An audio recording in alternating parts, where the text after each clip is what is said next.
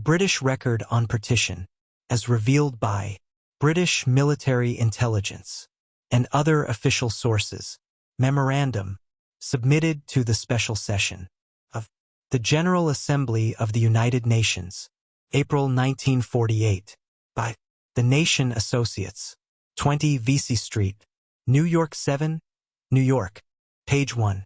Introduction. The General Assembly of the United Nations, for the third time in 12 months, is meeting to discuss of what the future government of Palestine. Discussions are taking place in an atmosphere of violence, which may touch off an explosive far beyond the boundaries of the Holy Land. The question was the General Assembly must face, and world opinion as well, was an inherent injustice in the November 29th resolution of the General Assembly, responsible for the current explosion? The Nation Associates presents the facts in this memorandum is essential to a wise and just decision. An examination of the facts will show that the present violence in Palestine results from 1. British sabotage of partition. This British sabotage was deliberately undertaken in order to ensure British base rights in Palestine, in perpetuity, as well as to safeguard British oil trade and military interests in the Middle East. 2. Britain's alliance with Arab League. To achieve these ends, the British have embarked on an alliance with the Arab League, composed of the governments of Egypt, Syria, Lebanon, Saudi Arabia, Iraq, Transjordan, and Yemen. The Arab League, and not the Arab Higher Committee, controls the military and political developments among the Arabs of Palestine. Representatives of the British government were present at the meetings of the Arab League, where the revolt was planned and organized, and are in continuous connection with it. Within a month after the November 29th resolution, the Arabs were encouraged to believe partition would be substituted by a federal state, and arms shipments continued to the Arab states, despite their known use for Palestine warfare. On April 28, Foreign Minister Bevin was still refusing to hold them. The facts will show, moreover, that the British have allowed 10,000 foreign invaders to enter Palestine, offering the feeble excuse that the British armed forces, consisting at the outset of over 80,000 men, could not adequately protect the border. Although since December 11, 1947 the British have been promising to return to Transjordan, the contingents of the Arab Legion brought to Palestine for police duty, they have allowed the members of that force to remain in Palestine and to attack Jewish communities. The only conclusion to be drawn is that the Arab Legion constitutes a major part of the effort to coerce the Jews into accepting less than the Jewish state granted by the United Nations. At no time has the British government, in spite of his alleged impotence, requested any help from the United Nations. As the record shows, the British have continued to deprecate the situation, refused to identify the invaders, and have consistently denied that the Arab states as such are involved. Through their action they have admitted into Palestine Arabs of known Nazi allegiance in command of the invading forces, and have even admitted escaped Nazi prisoners of war, now to be found in command of Arab detachments. From secret British intelligence reports, which are quoted extensively in this record, it is clear that the British know and have always known of every single Arab troop movement in Palestine, and that their relations with the Arabs are such that they could ask Arab leaders to request the invading forces to remain unobtrusive. British sabotage has resulted in turning Jerusalem into an armed camp, has permitted the Arabs to seize the Old City, and to hold us hostage some 2,000 Jews. The British have failed to take any action to ensure that Haifa should remain an open city, even though they were fully aware of the desire of local Arabs to achieve this and that the Jews wanted only to be safe from attack. Their prejudice against the Jews has been clearly indicated in their refusal to allow the Jews to arm for defense against Arab attack, and their blowing up of Jewish defense post, in their turning over to the Arabs and to certain death members of the Haganah, in their confiscation. Page 2. Of Haganah arms. In their treatment of Jewish defense personnel as criminals. The British have connived at the starving of the Jewish population of Jerusalem by their failure to keep the highways open. They have refused armed escorts to the Jews. Their attitude to the Arab community is quite different.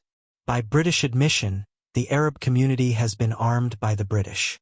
Arab train robberies, which have been frequent, have been met with shooting over the heads of the robbers. Arab desertions from the police, for the purpose of joining the attackers, accompanied by the stealing of arms, have never been prevented, and Arab violators of the peace go unpunished. The Palestine Commission of the United Nations has offered a detailed record of the failure of the mandatory power to cooperate in a single instance with the basic undertaking involved in the UN resolution. On March 15, the Palestine Commission, in its second monthly progress report to the Security Council, listed the British government's answers to a series of questions related to the implementation of the November 29 resolution. The British government, in these answers, reiterated that it would not hand over to the Commission any of its civil servants, that it would not make available to the staff of the United Nations Commission any British personnel to occupy essential posts on a temporary basis, that it would not regard favorably any plan of the Commission to come to Palestine earlier than 2 weeks before the termination of the mandate, that it would not guarantee the safety of the Palestine Commission if it arrived more than 2 weeks before the termination of the mandate, that it intended to maintain undivided control in Palestine until the mandate's end, and that it would not permit the organization of the militias provided for in the November 29 resolution. To this record can be added the detailed facts concerning the fashion in which the British have destroyed central authority and, under the guise of establishing greater local authority, turned over in largest part to the Arabs the various services of Palestine government created and maintained chiefly by taxation of the Jewish community. Simultaneously, assets have been dissipated and vital communications disposed of to foreign agencies. The effect of this has been to seal the Jewish community in a limited area, cut off its access to the outside world by land and sea, and surround it by Arabs in order to create such a state of siege as would cause the Jews to send up a white flag. By arrangement with the Arab League, if partition is shelved through any one of several schemes to assure Arab dominance in Palestine, the British are to receive base rights in Haifa, the Negev, and Galilee. But the British are not depending on Arab promises alone. They have already taken the necessary steps to assure their permanent rights in Palestine, to air bases in land and sea communications. To be able to carry out this program, the mandatory has required a free hand.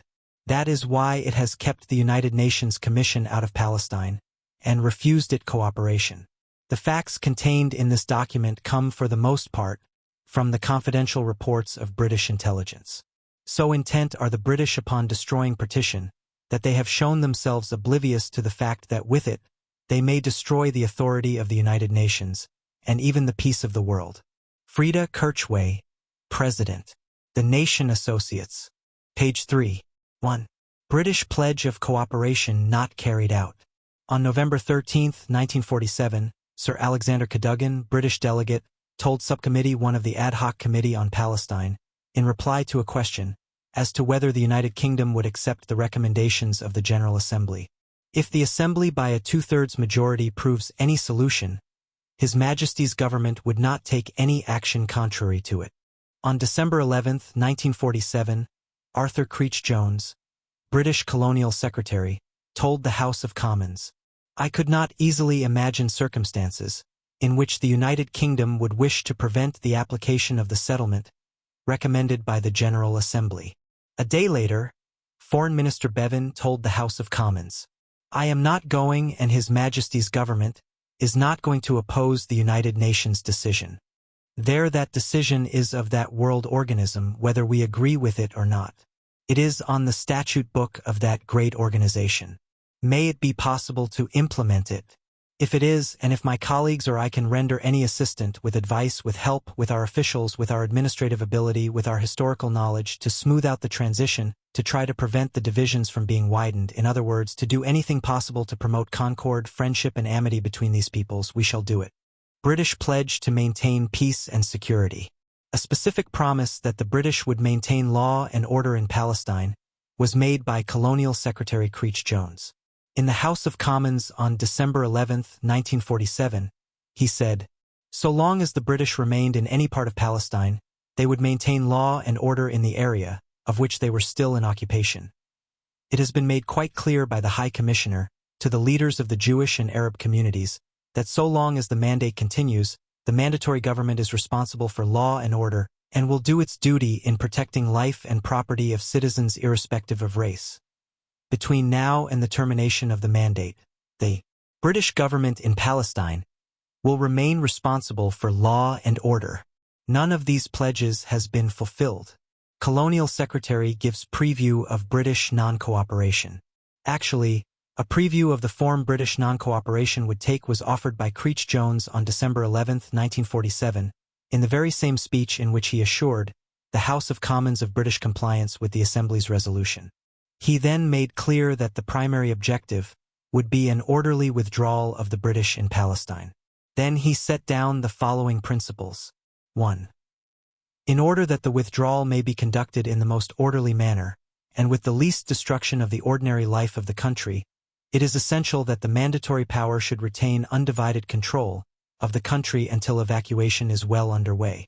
It will be appreciated that the mandatory responsibility for government in Palestine cannot be relinquished piecemeal. The whole complex of governmental responsibility must be relinquished by the mandatory government for the whole of Palestine on an appointed day.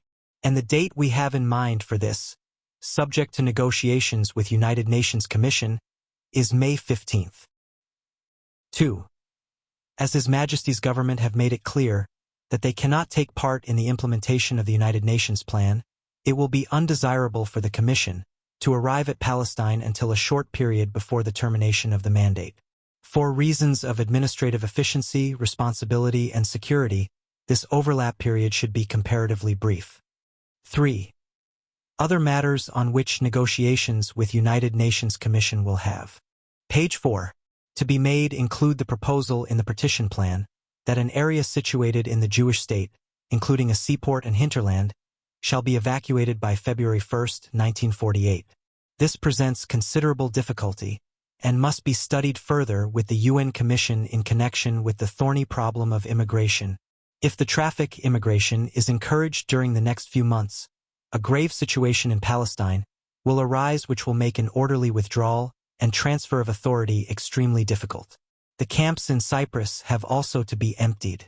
The government are aware of the strong resentment already expressed by the Arab states in regard to what may appear to them as encouragement to immigration for strengthening the Jewish state. It is essential to maintaining orderly life in Palestine, while at the same time preparing, in accordance with international decision, to transfer authority. Bevin refuses to assign port. The following day, December 12, 1947, Ernest Bevin, Foreign Secretary, made clear that there would be no consultations with the United Nations Commission, declaring that the date for the termination of the mandate had been fixed. He told the House of Commons, 1. We have fixed, after the most careful consideration, the date of May 15th. 2. We should have liked to have accepted the suggested date in February, but we found it physically impossible to do so, the reference being to the clearance of a port and area for Jewish immigration. I cannot agree to open a port until we lay down the mandate. We cannot have two administrations at one time. Really, it is impossible. The security situation was further offered as an excuse for failing to open a port for Jewish immigration, for refusing to permit recruitment of a Jewish militia, as provided in the Assembly's resolution. On March 10, 1948, Creech Jones again told the House of Commons, We have been unable on grounds of security to make a port available to the Jews from February 1st for immigration of men and arms. We could not thus render our authority over a part of Palestine, while still retaining responsibility for law and order in the country. He said further, We were also asked whether we would agree to allow the provisional councils of the two successor states to recruit armed militias from the residents, leaving political and military control to the Commission. We have made it clear that we could not permit any authority other than our own to exercise governmental functions in Palestine before the end of the mandate.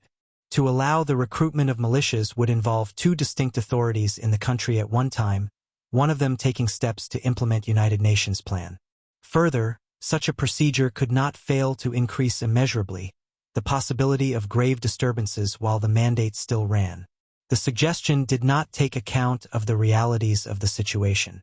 The possible result of an attempt to form a representative militia for the proposed Jewish state, which includes some 400,000 Arabs in its area, when the Arabs were strongly resisting the implementation of the partition plan, should be apparent to everybody.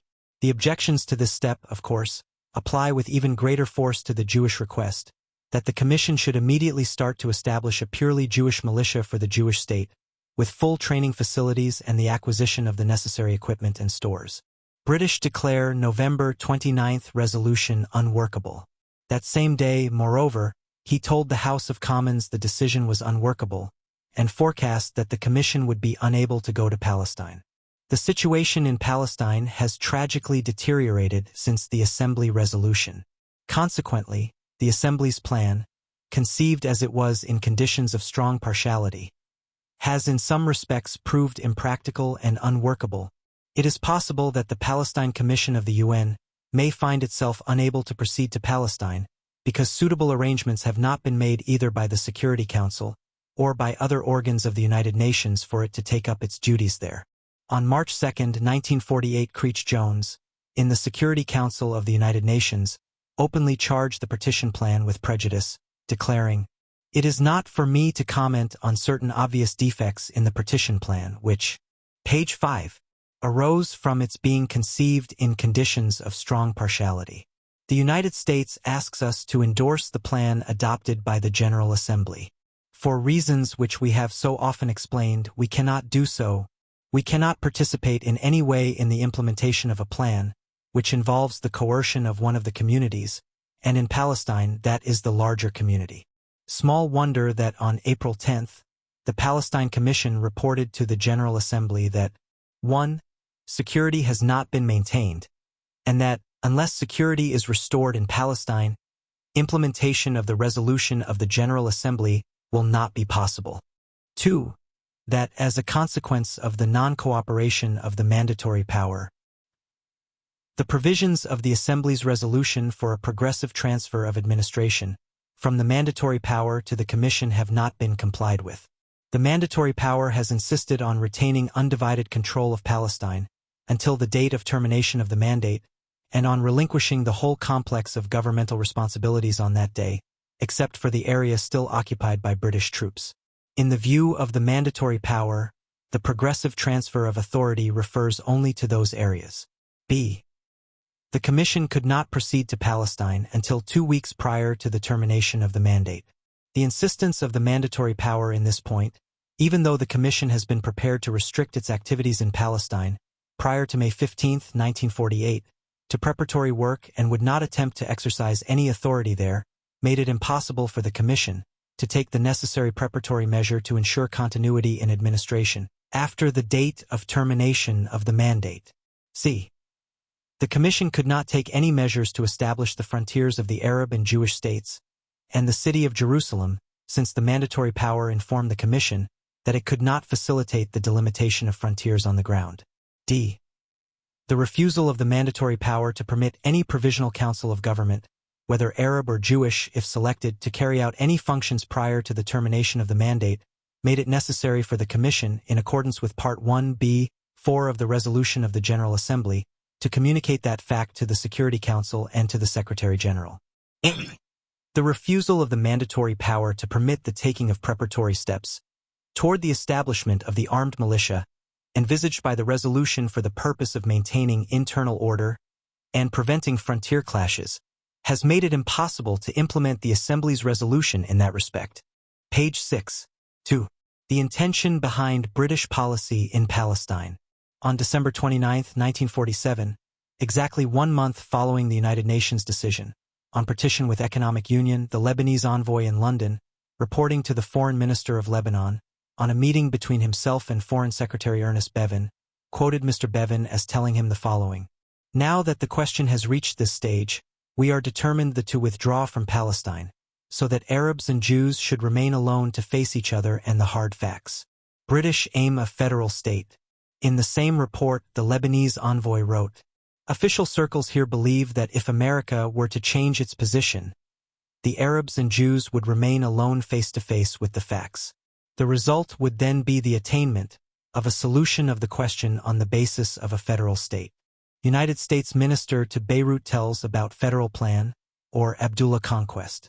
On February 11, 1948, the United States Minister in Beirut, Mr. Lowell C. Pinkerton, informed the United States State Department of the plans being discussed in Lebanon for substituting the partition plan with a new scheme, either in the form of a federal state or in the form of a Jewish state within a Greater Palestine. In his communication, Mr. Pinkerton wrote, "Many Lebanese feel that they have already shown an earnest of their intention to prevent partition at all costs, and that Jews now doubt their own ability to defend the territory allotted to them by the partition plan. Two proposals, at least, have been discussed, either of which might be acceptable to a sizable number of the Arabs.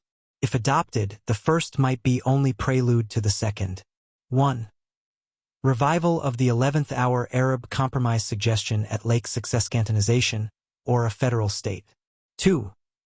An autonomous Jewish state within a Greater Palestine under King Abdullah, which would have all its own machinery of government. It has even been suggested that such a state might take all of the Jews now in displacement camps in Europe, since the question of a majority would not arise. This proposal would certainly meet widespread opposition in Syria, Saudi Arabia, and possibly Egypt.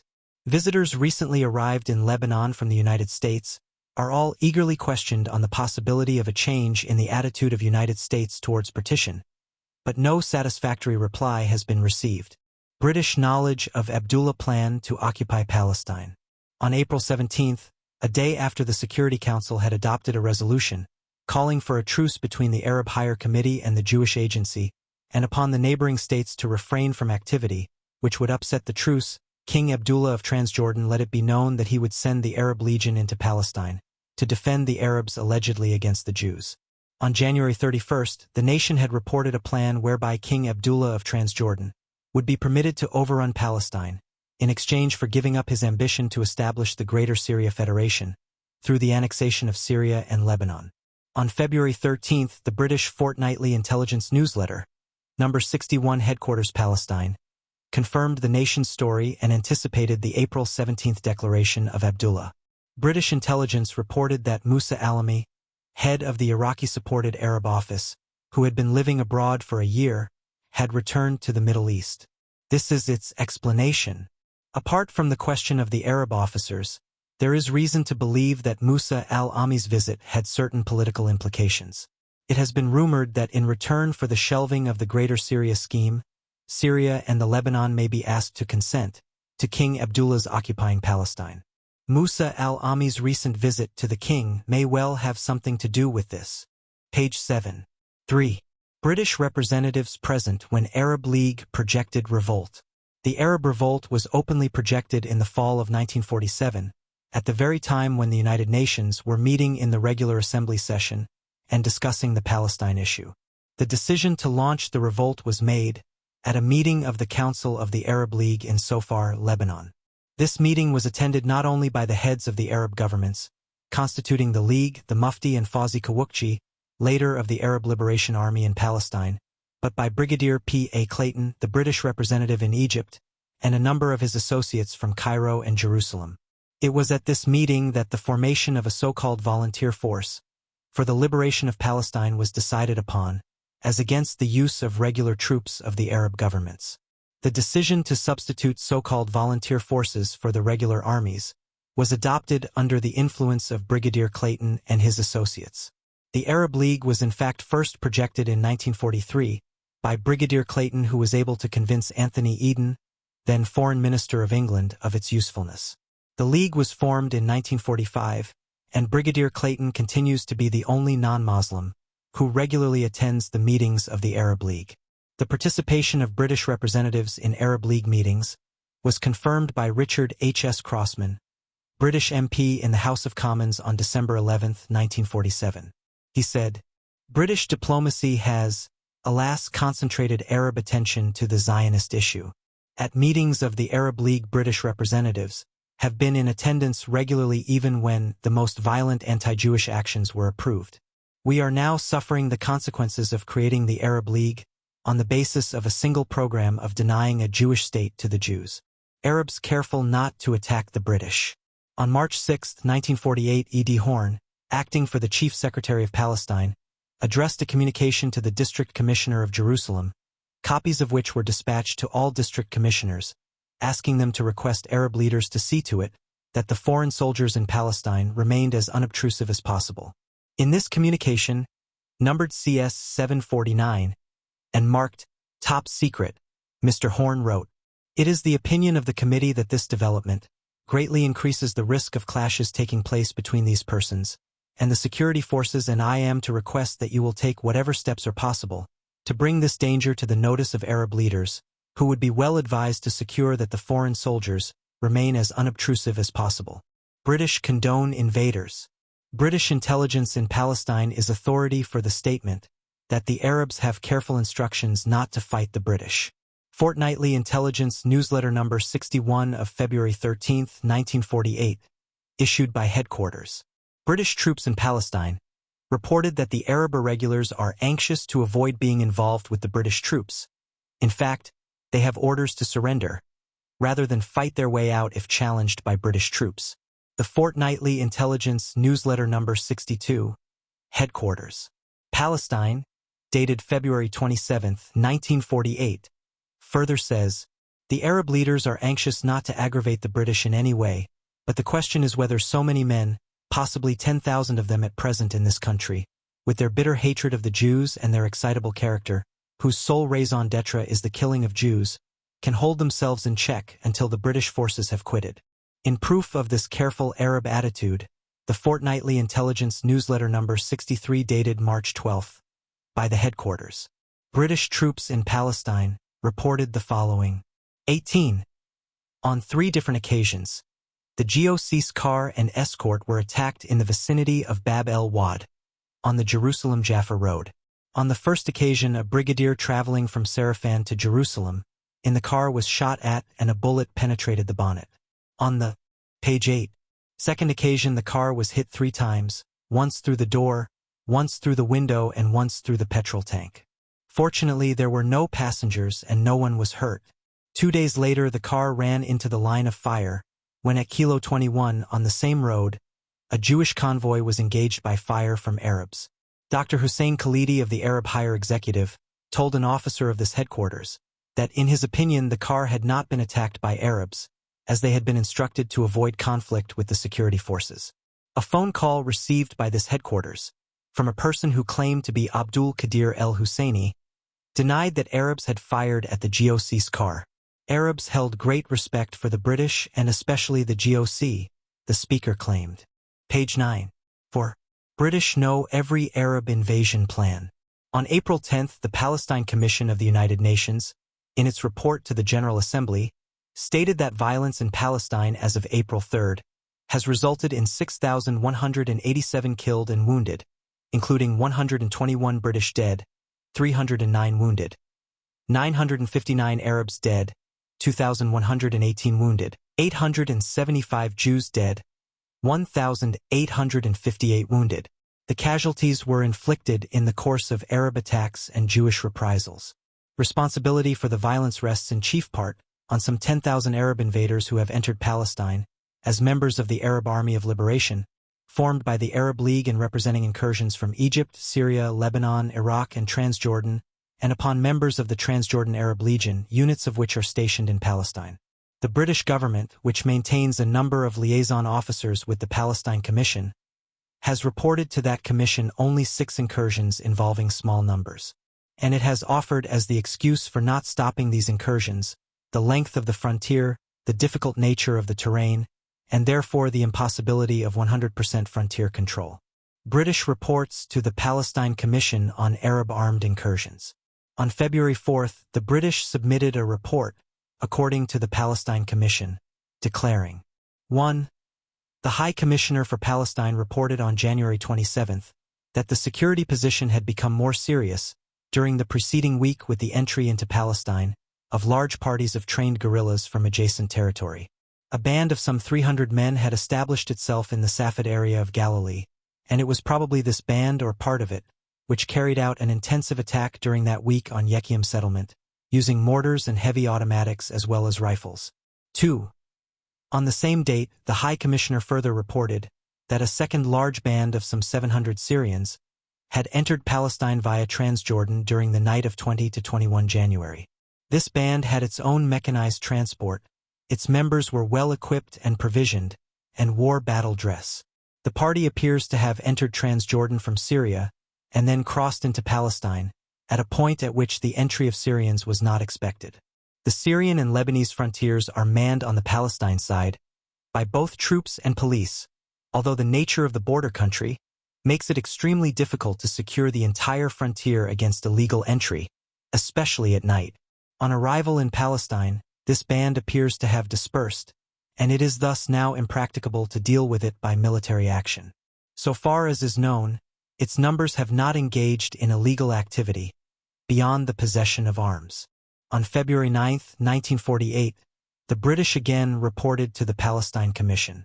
A report has been received from Jerusalem to the effect that it is now definitely established that a second party of some 700 guerrillas, believed to be under the command of Fawzi Bey al-Kawukji, entered Palestine via the Jamiyeh Bridge on 29th to 30th January. It is understood that this band dispersed rapidly among the villages of Samaria, and that there is now in that district a force of not less than 1,400. Although this force has dispersed, it remains cohesive and is increasingly exercising considerable administrative control over the whole area. On March 12, the British further reported, only in answer to a question put to them by members of the Security Council, that, on or about February 24, between 500 and 1,000 Iraqis, Lebanese, Syrians, Egyptians, and Transjordanians entered Samaria and Galilee, across the Jordan and the Palestine-Lebanon frontier. B. A band of up to 500 Yugoslavs presumed to be Bosnian Muslims were reported en route to the Lida district during the first week of March.